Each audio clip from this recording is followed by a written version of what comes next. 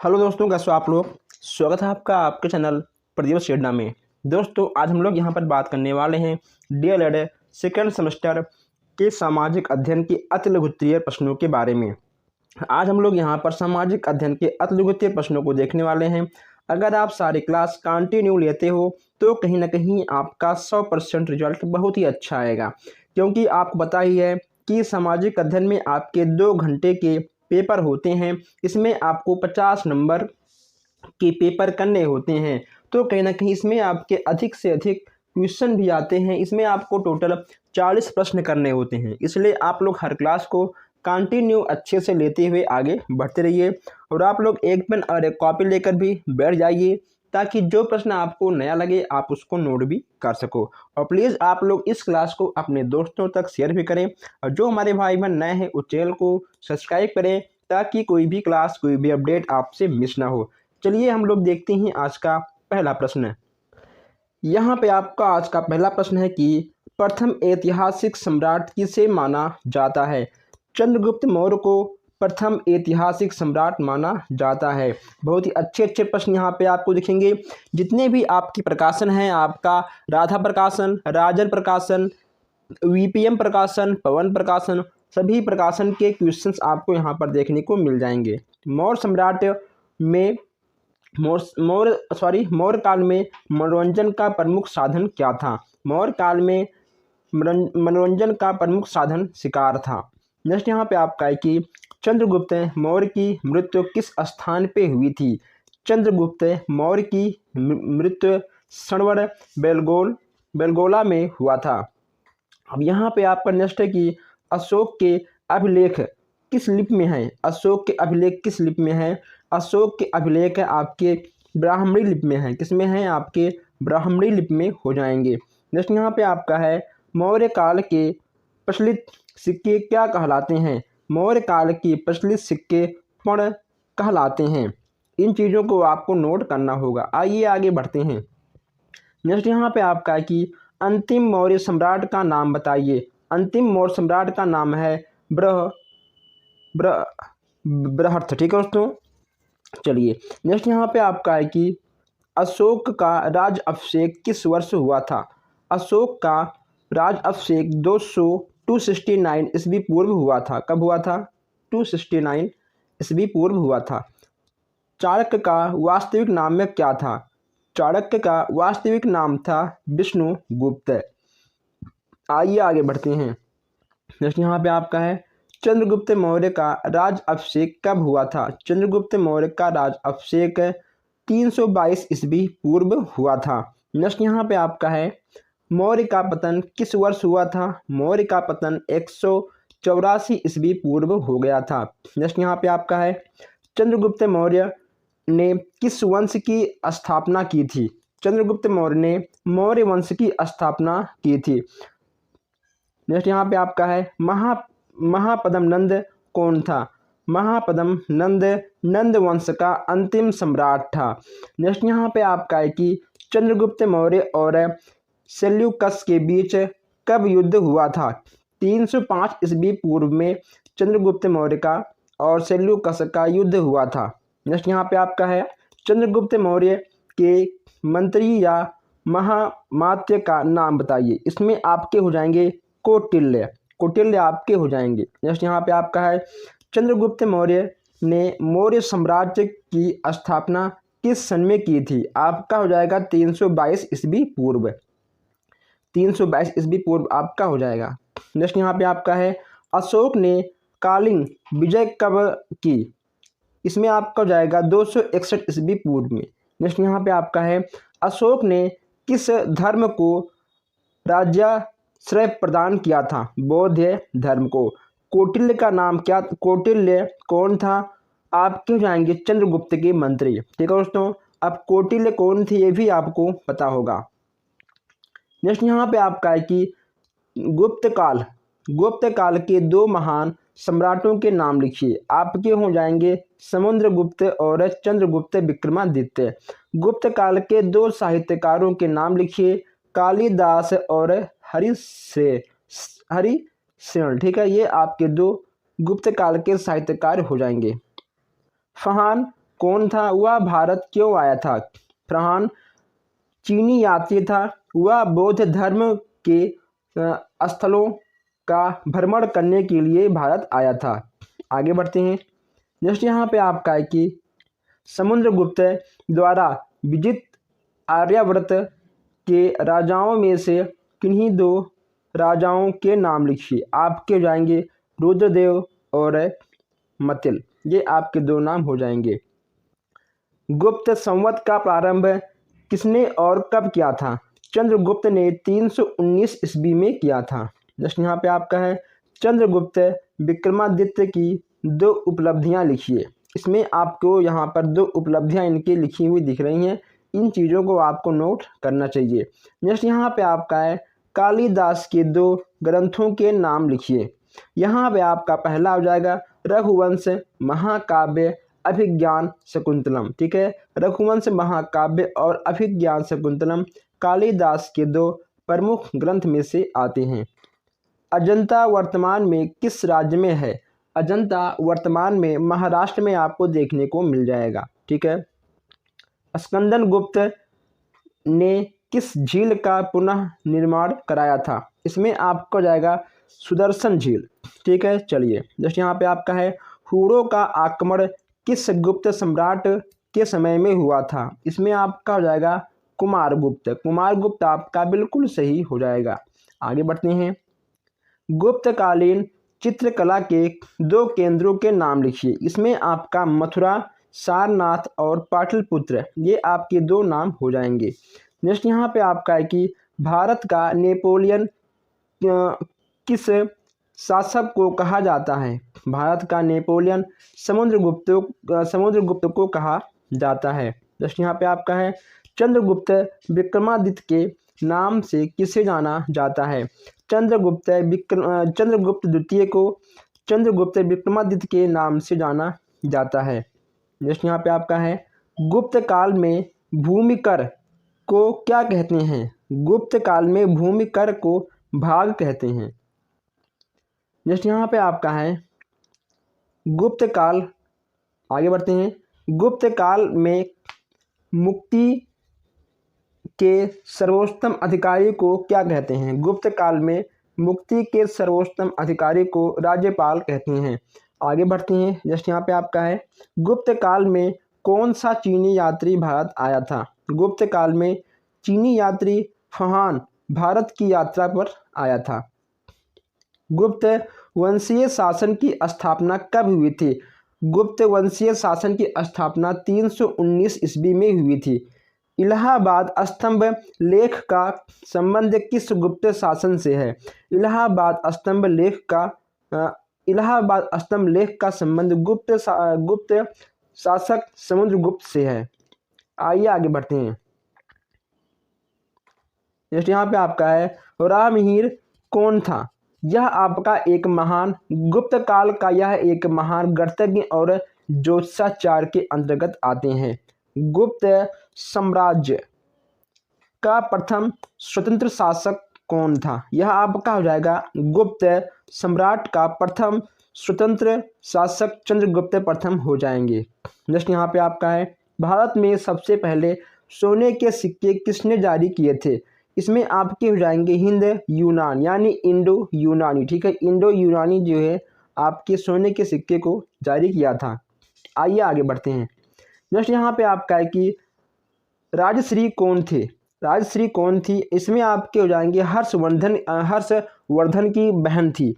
देखिए दोस्तों राजश्री कौन थी? हर्षवर्धन की बहन थी। आपके बिल्कुल सही हो जाएंगे। हर्ष द्वारा लिखित दो नाटकों के नाम लिखिए। नालंदा और प्रियदर्शिका। नेक्स्ट यहाँ पे आपका है कि बाणभट्ट द्वारा लिखित दो ग्रंथों के नाम लिखिए। इसमें आपका हो जाएगा हर्षचरित एवं कदम्बरी। ठीक है, ये आपके दो नाम यहाँ पे आपको देखने को मिल जाएंगे। नेक्स्ट यहाँ पे आपका है कि हर्षकालीन दो शिक्षा केंद्रों के नाम लिखिए। नालंदा तक्षशिला, ये आपके दो नाम हो जाएंगे। आइए आगे बढ़ते हैं। नेक्स्ट यहाँ पे आपका है कि हर्षकालीन दो विद्वानों के नाम लिखिए। इसमें आपका हो जाएगा बाणभट्ट और मातंग, ये आपके दो विद्वान हो जाएंगे। नेक्स्ट है हर्षवर्धन का जन्म कब हुआ था? 590 ईस्वी में हर्षवर्धन का जन्म हो गया था। आइए आगे बढ़ते हैं। नेक्स्ट आपका है हर्षवर्धन का राज्य अभिषेक कब हुआ था? 606 ईस्वी में हर्षवर्धन का राज्य अभिषेक हुआ था। चलिए नेक्स्ट आपका है हेंग सांग ने भारत संबंधित यात्रा वृत्तांत किस पुस्तक में लिपिबद्ध किया है? हेंग सांग ने भारत संबंधित अपने यात्रा वृत्तांत को सीयू की नामक पुस्तक में लिपिबद्ध किया था। आइए आगे बढ़ते हैं। हर्षवर्धन की मृत्यु कब हुई थी? 647 ईस्वी में सम्राट हर्षवर्धन की मृत्यु हुई थी। नेक्स्ट यहाँ पे आपका है चीनी यात्री हेंग सांग कब भारत आया था? 629 ईस्वी में चीनी यात्री हेंग सांग ने भारत की ओर प्रस्थान किया था। नेक्स्ट यहाँ पे आपका है चीनी यात्री हेंग सांग की मृत्यु कब हुई थी? चीनी यात्री हेंग सांग की मृत्यु 664 ईस्वी में हुई थी। चलिए नेक्स्ट यहाँ पे आपका है कि जयचंद्र ने पृथ्वीराज की सहायता क्यों नहीं की? जयचंद्र ने पृथ्वीराज की सहायता इसलिए नहीं की थी क्योंकि पृथ्वीराज ने जयचंद्र की पुत्री संयोगिता का अपहरण कर लिया था। नेक्स्ट यहाँ पे आपका है त्राइन का मैदान क्यों प्रसिद्ध है? त्राइन के मैदान में 2 युद्ध हुए थे। प्रथम युद्ध आपका 1991 में हुआ था, द्वितीय युद्ध आपका 1992 में हुआ था, इसलिए यह प्रसिद्ध है। कभी कभी आपसे ऐसे प्रश्न बन जाते हैं कि त्राइन का प्रथम विश्व युद्ध कब हुआ था? आपको लिखना होगा 1991 में। त्राइन का द्वितीय युद्ध कब हुआ था? 1992 में हुआ था। ठीक है, यहाँ से भी प्रश्न आपके बन जाते हैं। नेक्स्ट यहाँ पे आपका कि चाहमान वंश का सबसे प्रतापी राजा कौन था? इसमें आपका हो जाएगा पृथ्वीराज चौहान। ओके दोस्तों, चलिए आगे बढ़ते हैं। नेक्स्ट यहाँ पे आपका कि भोज किस वंश का राजा था? इसकी राजधानी का नाम यहाँ पे आपको बताना है। इसमें आपका हो जाएगा भोज परमार वंश का राजा था। उसकी राजधानी क्या थी? उसकी राजधानी थी आपका धारा नगरी। खजुराहो क्यों प्रसिद्ध था? खजुराहो स्थापत्य कला एवं मूर्ति कला के लिए प्रसिद्ध है। या भव्य मंदिरों का निर्माण हुआ था। नेक्स्ट यहाँ पे आपका है राजपूत कालीन की 2 विशेषताएं लिखिए। छोटे छोटे राज्य का विकास हुआ था। इस काल में प्रायः युद्ध हुआ करते थे। राजपूत काल की यही 2 विशेषताएं आपको देखने को मिल रही हैं। नेक्स्ट यहाँ पे आपका है भोज प्रबंध किसकी रचना है? बल्लाल की है। ठीक है, बल्लाल की भोज प्रबंध रचना है। नेक्स्ट यहाँ पे आपका है, चलिए आगे बढ़ते हैं। विक्रमदेव चैतम किसकी रचना है? इसमें आपका हो जाएगा बिल्हड़। ठीक है, बिल्हड़ आपके हो जाएंगे। नेक्स्ट यहाँ पे आपका है कि भुक्ति किसे कहते हैं? प्रांतों को भुक्ति कहते हैं। क्या कहते हैं? प्रांतों को भुक्ति कहते हैं। पंचकुल क्या है? पंचकुल आपका क्या है? पंचकुल नगरी शासक की एक समिति होती है। क्या होती है? एक समिति हो जाती है। कंदरिया, ठीक है, कंदरिया महादेव मंदिर का निर्माण किस काल में हुआ था? राजपूत काल में हुआ था। कब हुआ था? राजपूत काल में आपका हुआ था। चलिए आगे बढ़ते हैं। खजुराहो मंदिर का निर्माण किस वंश के राजाओं ने कराया था? चंदेल राजाओं ने कराया था। नेक्स्ट यहाँ पे आपका है पृथ्वीराज चौहान कौन थे? पृथ्वीराज चौहान आपके 1178 और 1992 ईस्वी में, ठीक है, यानी 1178 से लेकर 1992 तक इनका कार्यकाल था। ये आपके चौहान वंश के प्रतापी शासक थे। ठीक है, नेक्स्ट यहाँ पे आपका है मिहिर भोज कौन था? मिहिर भोज गुर्ज प्रतिहार वंश का सर्वाधिक पराक्रमी एवं शक्तिशाली शासक था। आइए आगे बढ़ते हैं। नेक्स्ट यहाँ पे आपका है कि चंदवरदाई ने किस ग्रंथ की रचना की थी? चंदवरदाई ने सुप्रसिद्ध ग्रंथ पृथ्वीराज रासो की रचना की थी। नेक्स्ट यहाँ पे आपका है कि परमान वंश का सबसे पराक्रमी राजा कौन था? राजा भोज परमान वंश का सबसे प्रतापी एवं कीर्तिमान राजा रहे थे। नेक्स्ट यहाँ पे आपका कि खजुराहो क्यों प्रसिद्ध है। खजुराहो क्यों आपका प्रसिद्ध है। राजपूत काल में खजुराहो में अनेक भव्य एवं कलात्मक मंदिरों का निर्माण किया गया था। खजुराहो के मंदिरों में स्थापित मूर्तियां अपनी सजीवता और कलात्मक के लिए प्रसिद्ध हैं। नागर शैली क्या है। नागर शैली क्या है। उत्तर भारत में विकसित इस शैली में भुवनेश्वर के मुक्तेश्वर, ठीक है, उसके बाद राजा रांगी और लिंगराज मंदिरों का, आबू में जैन मंदिरों का तथा खजुराहो के मंदिरों का निर्माण हुआ था। आइए आगे बढ़ते हैं। नेक्स्ट यहाँ पे आपका है कि तराइन का द्वितीय युद्ध कब हुआ था। 1992 ईस्वी में मोहम्मद गौरी व पृथ्वीराज चौहान के मध्य तराई का द्वितीय विश्व युद्ध हुआ था। आगे बढ़ते हैं। कोणार्क के सूर्य मंदिर किस प्रांत में स्थित है। इसका निर्माण किसने कराया था। कोणार्क के सूर्य मंदिर का निर्माण गंग वंश के राजा नरसिंह देव प्रथम ने करवाया था। सूर्य मंदिर कोणार्क के उड़ीसा में स्थित है। पुरी में लगभग 300 किलोमीटर दूरी पुरी से लगभग 30 किलोमीटर दूर समुद्र तट पर आपका स्थित है। नेक्स्ट यहाँ पे आपका है गीत गोविंद किसकी प्रसिद्ध रचना है। ये आपके हो जाएंगे जयदेव की, ठीक है। गीत गोविंद आपके जयदेव के प्रसिद्ध रचना हो जाएंगे। चलिए आगे बढ़ते हैं। नेक्स्ट यहाँ पे आपका है कि पल्लव वंश, ठीक है, पल्लव वंश के दो शक्तिशाली शासकों के नाम बताइए। पहला आपका है राज प्रथम और दूसरा आपका है राजेंद्र प्रथम, ठीक है। चलिए नेक्स्ट आपका है कंबन कौन थे। कंबन कौन थे। तो कंबन आपके महान कवि थे। कौन थे। महान कवि आपके थे। राष्ट्रकूट वंश के दो शासकों के नाम लिखिए। गोविंद द्वितीय और ध्रुव। ये आपके राजकूट के दो वंश के नाम हो जाएंगे।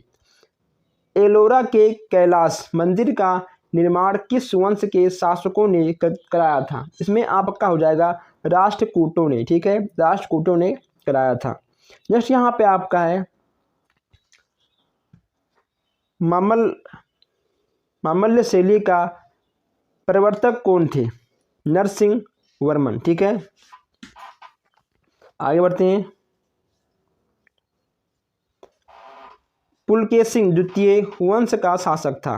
पुलकेशिन द्वितीय किस वंश का शासक था। आपके हो जाएंगे चालुक्य वंश के शासक थे। आइए आगे बढ़ते हैं। संगमेश्वर का मंदिर किसने बनवाया था। विजयादित्य ने। नेक्स्ट यहाँ पे आपका है कि मामल्य शैली का विकास किस वंश में हुआ था। पल्लव में हुआ था। सप्त रथ किस शैली के अंतर्गत बने थे। मामल्य, ठीक है, मामल्य अजीब नाम है, मामल्य। सौर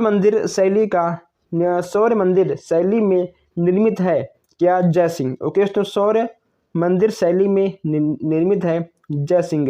ये सब क्वेश्चन थोड़ा कम आते हैं लेकिन देखना आवश्यक है, ठीक है। हर क्वेश्चन देख लीजिए, आए या ना आए, क्या पता कहाँ से क्या आ जाए।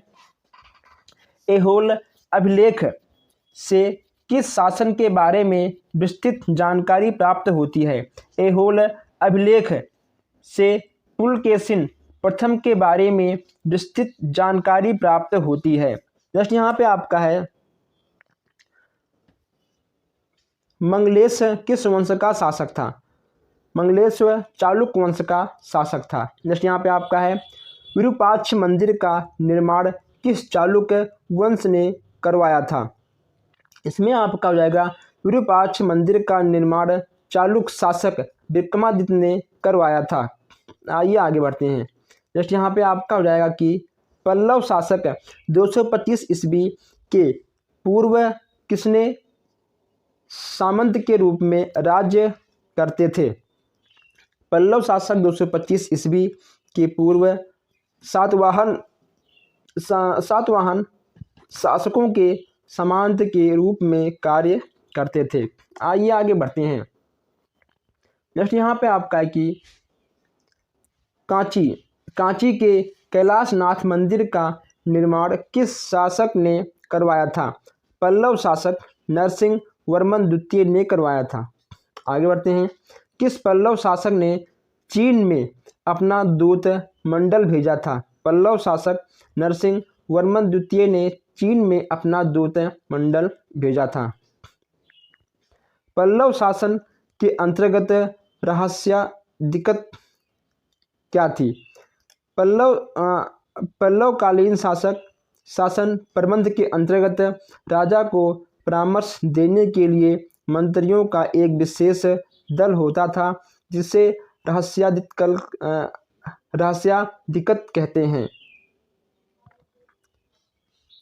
आगे बढ़ते हैं। नेक्स्ट यहाँ पे आपका है, किस शासन ने मक्तविलास ग्रहस्न नामक हास्य ग्रंथ की रचना की थी? इसमें आपके हो जाएंगे पल्लव शासक महेंद्र वर्मन प्रथम ने। नेक्स्ट यहाँ पे आपका है, पल्लव शासकों की राजधानी कहाँ पे स्थित थी? पल्लव शासकों की राजधानी कांची में स्थित थी। कांची में स्थित थी। नेक्स्ट यहाँ पे आपका है, घाटिका क्या थी? घाटिका क्या थी? घाटिका एक संस्कृत महाविद्यालय थी जो कांची में था। ठीक है दोस्तों, कहाँ पे था? जो कांची में स्थित था। आइए आगे बढ़ते हैं। नेक्स्ट यहाँ पे आपका है कि साप्त पेगोड़ा का अर्थ स्पष्ट करिए। मामल्य शैली के रथ सप्त पेगोड़ा के नाम से प्रसिद्ध है। इसकी संख्या 8 है। राजसिंह शैली का सर्वाधिक सुंदर मंदिर कौन सा है? राजसिंह शैली का सर्वाधिक सुंदर मंदिर सौर मंदिर आपका हो जाएगा। कविराज मार्ग नामक कन्नड़ ग्रंथ की रचना किस राजपूत शासक ने की थी? इसमें आपका हो जाएगा कि इसकी रचना राष्ट्रकूट शासक अमोह वर्ष प्रथम 814 से 878 ईस्वी में किया था। आगे बढ़ते हैं। नेक्स्ट यहाँ पे आपका जाएगी, राजराजेश्वर मंदिर का निर्माण किस चोल शासक ने करवाया था? राजराजेश्वर मंदिर का निर्माण राजराज प्रथम ने करवाया था। नेक्स्ट यहाँ पे आपका है, चोलों के शासन काल में जनपद तथा गांव को क्या कहा जाता था? चोलों के शासन काल में जनपद को नाडु तथा गांव को कुर्रम कहते थे। नेक्स्ट यहाँ पे आपका है, इस्लाम धर्म के संस्थापक कौन थे? इस्लाम धर्म के संस्थापक हजरत मोहम्मद साहब थे। मोहम्मद साहब को फरिश्ते का संदेश कब मिला? 40 वर्ष की उम्र में फरिश्ते का संदेश मोहम्मद साहब को मिला था। आगे बढ़ते हैं। नेक्स्ट यहाँ पे आपका है कि हिजरी संवत कब प्रारंभ हुआ था? जुलाई 662 में हिजरी संवत प्रारंभ हुआ था। नेक्स्ट यहाँ पे आपका है, भारत में इस्लाम धर्म कैसे आया? भारत में इस्लाम धर्म फैलने के साधन है। जैसे कि आपका अरब के व्यापारी के द्वारा आया था, मोहम्मद बिन कौसम लेकर आया था, और कुछ आपके तुर्क भी थे, कुछ आपके ईरानी भी थे। इन सब के द्वारा भारत में इस्लाम धर्म का प्रचार हुआ था। नहीं तो यहाँ बस केवल हिंदू होते और कोई धर्म होता ही ना। ठीक है ओके, तो हिंदू नहीं कोई और धर्म होता। अलग अलग धर्म के लोग प्रचार करने आए थे, इसीलिए आज अपने देश में अलग अलग धर्म से लोग जाने जाते हैं। 1190 ईस्वी में 1500 ईस्वी में मध्य कौन कौन से संत हुए थे? इसमें आपका कबीर, गुरु नानक, तुकाराम, रामानंद, इन सभी संत आपके 1190 ईस्वी से 1500 ईस्वी के मध्य हो गए थे। भारत में तुर्कों का आक्रमण कब हुआ? भारत में तुर्कों का आक्रमण लगभग 974 ईस्वी से 977 ईस्वी के मध्य हुआ था। महमूद गजनवी ने भारत पर कितनी बार आक्रमण किया था? महमूद गजनवी ने सन 1000 से 1025 तक 17 बार आक्रमण किया था। जैसे यहाँ पे आपका है, त्राइन का युद्ध कब हुआ था? सन 1991 ईस्वी में पृथ्वीराज और मोहम्मद गौरी ने प्रथम युद्ध त्राइन स्थान पर हुआ था, जिसमें मोहम्मद गौरी हार गया था। आइए आगे बढ़ते हैं। जैसे यहाँ पे आपका कि दिल्ली सल्तनत के किन्हीं 2 राजवंशों के नाम लिखिए। गुलाम वंश तथा तुगलक वंश। नेक्स्ट यहाँ पे आपका है गुलाम वंश की स्थापना किसने की थी? कुतुबुद्दीन ऐबक ने गुलाम वंश की स्थापना की थी। नेक्स्ट यहाँ पे आपका है कुव्वत उल इस्लाम मस्जिद का निर्माण किसने कराया था? कुतुबुद्दीन ऐबक ने। कुतुब मीनार का निर्माण किसने प्रारंभ कराया? कुतुबुद्दीन ऐबक ने। किसने कराया था? कुतुबुद्दीन ऐबक ने कराया था। चलिए आगे बढ़ते हैं।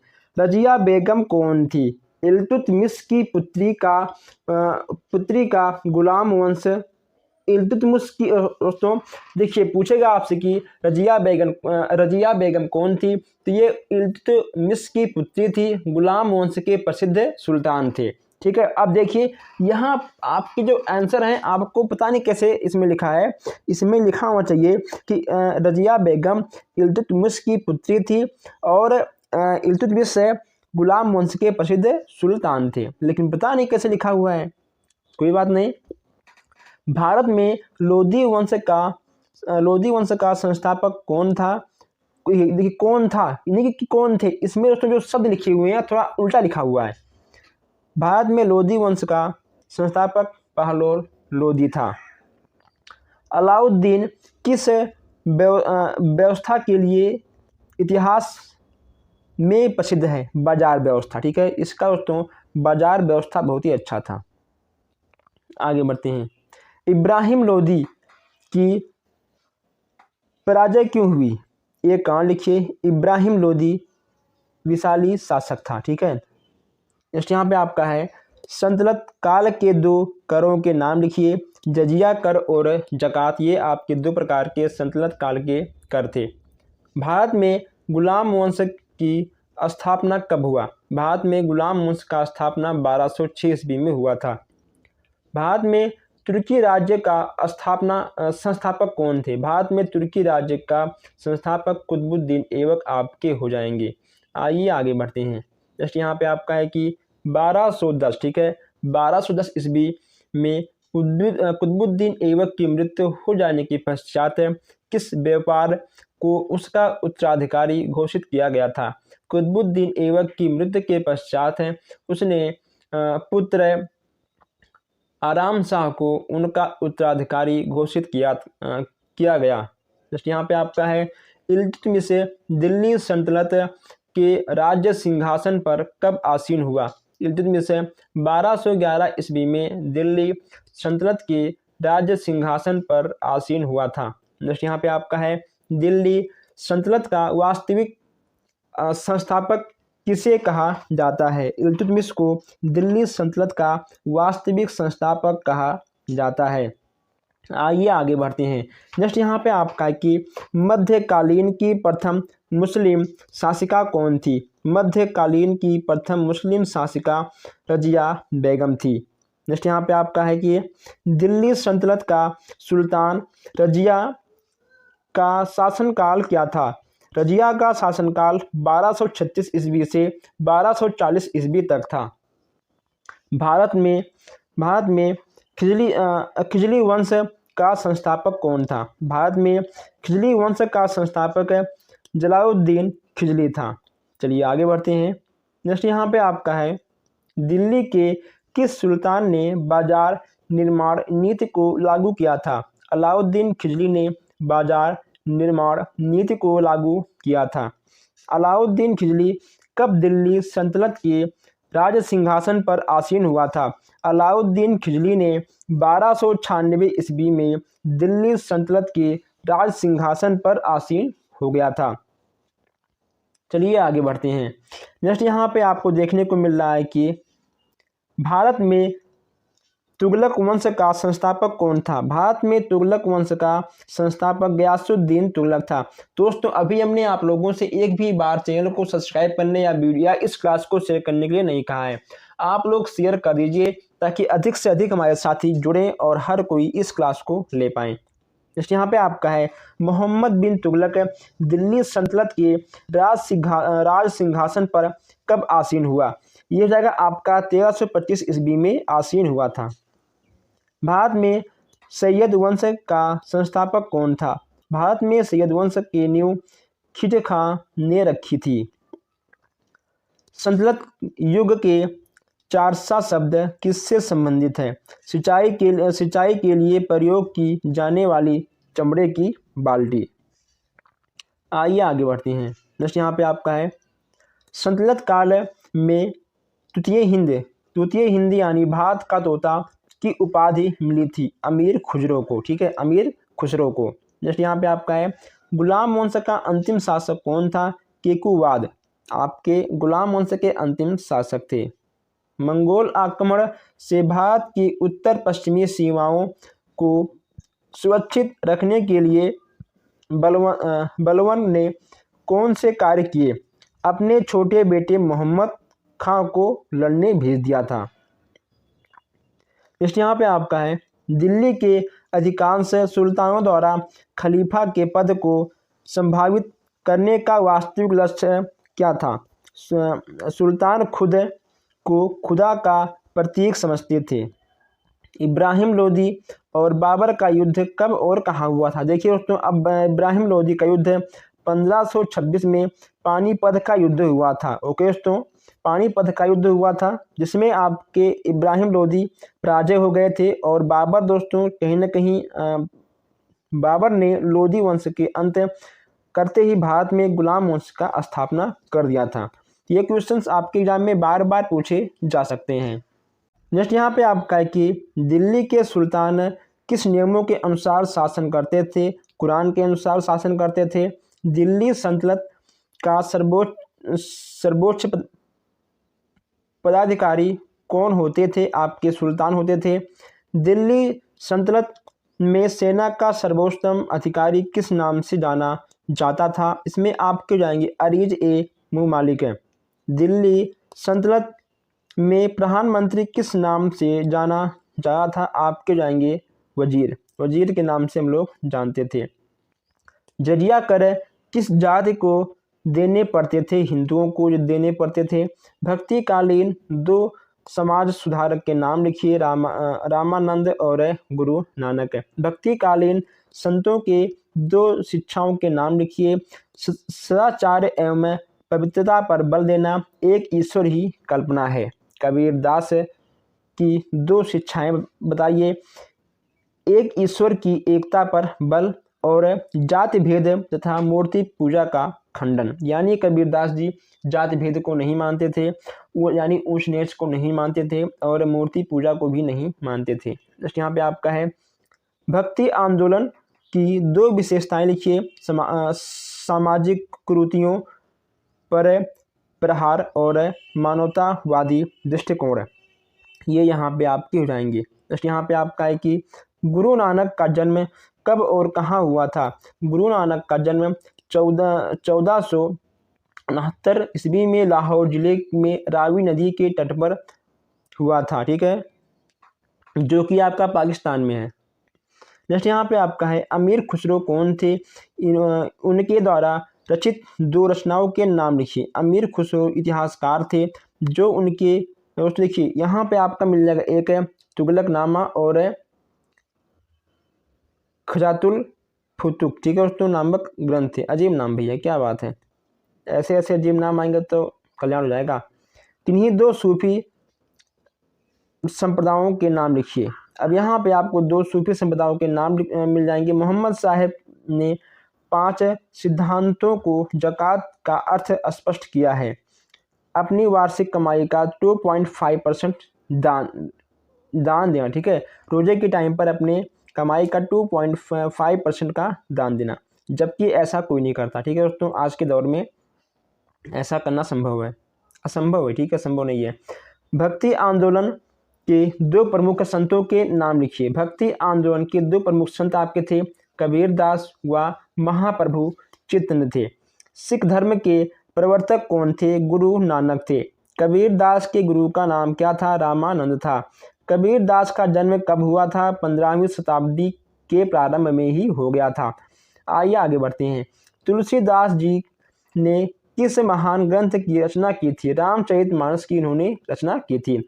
सूरदास का जन्म कहाँ हुआ था? सूरदास का जन्म उत्तर प्रदेश में आगरा जिले में हुआ था, रुकता गांव में हुआ था। दिल्ली सल्तनत के सुल्तान इल्तुतमिश को बगदाद के खलीफा के कब मान्यता प्रदान की गई थी? 1229 में। कबीर की शिक्षाएं किस ग्रंथ में संग्रहित हैं? बीजक। ठीक है दोस्तों, बीजक कहीं ना कहीं आपके कबीर दास की ही हैं। नेक्स्ट यहाँ पे आपका है कि कबीर के अनुयायियों को किस नाम से पुकारा जाता था? इसमें आपका हो जाएगा कबीर पंथी। ठीक है, कबीर पंथी आपके हो जाएंगे। जैसे यहाँ पे आपका है भक्ति आंदोलन के संत रामानंद का जन्म कहाँ हुआ था? इसमें आपका हो जाएगा प्रयाग में हुआ था। कहाँ हुआ था? प्रयाग में हुआ था। शिवाजी के समय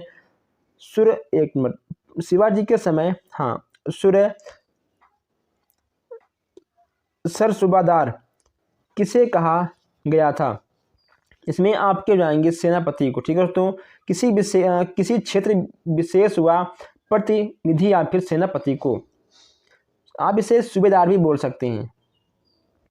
इसमें आपका हो जाएगा संतलत काल की 4 प्रमुख इमारतों के नाम बताइए। यहाँ पे आपको देखिए 4 प्रमुख इमारतें देखने को मिल जाएंगी। तो यहाँ ठीक है 4 नहीं, आपको 5 दिख रहा है।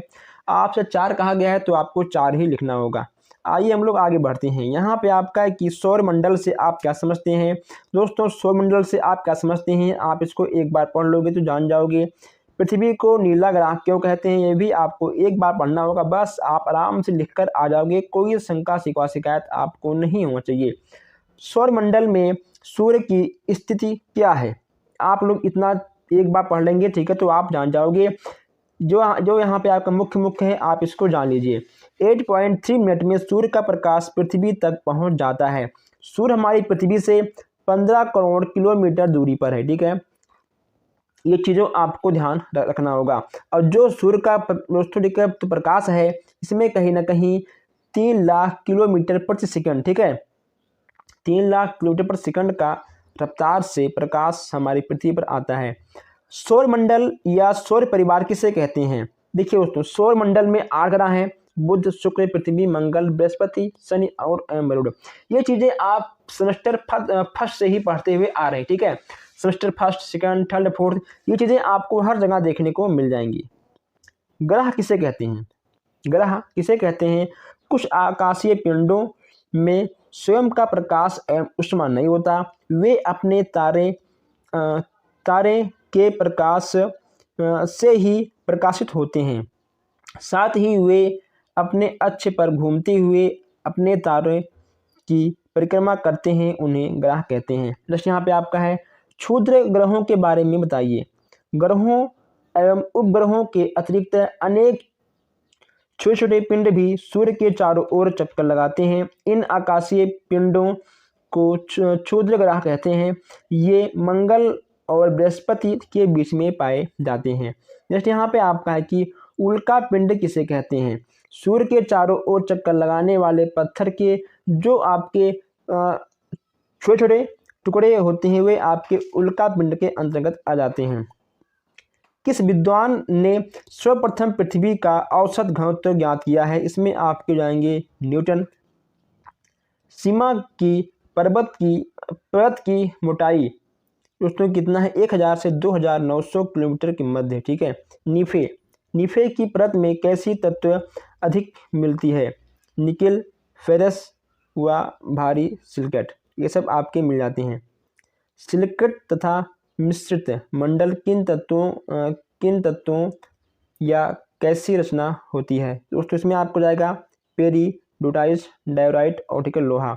पृथ्वी के चुंबकत्व का गुण किस कारण होता है? इसमें आपका दोस्तों आपको जाएगा गुरुत्वाकर्षण। ठीक है, गुरुत्वाकर्षण आप इसको लिख सकते हो। चलिए दोस्तों, क्लास काफ़ी लंबी हो रही थी, इसलिए हमें क्लास को बंद करना पड़ रहा है और हम लोग मिलते हैं अब इसके सेकंड क्लास में।